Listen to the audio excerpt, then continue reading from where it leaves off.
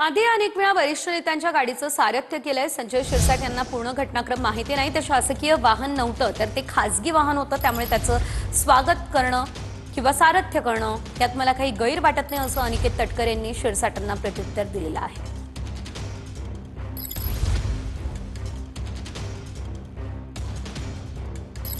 आदरणीय दादा असतील, विविध पक्ष म्हणजे पक्षाचे वरिष्ठ इतर नेते असतील, यांचं सुद्धा सारथ्य मी केलेलं आहे. आता कारण नसताना हा का वाद कुठल्या हेतूने काढला जातोय हे माझ्या आकलन शक्तीच्या पलीकडे आहे. पण जेव्हा माझ्या एका कुटुंबातील सदस्य त्या ठिकाणी येतात त्यावेळेस त्यांचं स्वागत करणं किंवा त्यांचं सारथ्य करणं याच्यात गैर काय मला वाटत नाही. आदरणीय संजय शिरसाट साहेबांनी एखाद्या त्यांना पूर्णपणाने या घटनाक्रम त्यांना माहिती नसावा. खरं तर ते शासकीय वाहन नव्हतं, शासकीय कर्मचारी कुठलेही त्या वाहनावर नव्हते, ते खासगी वाहन होतं.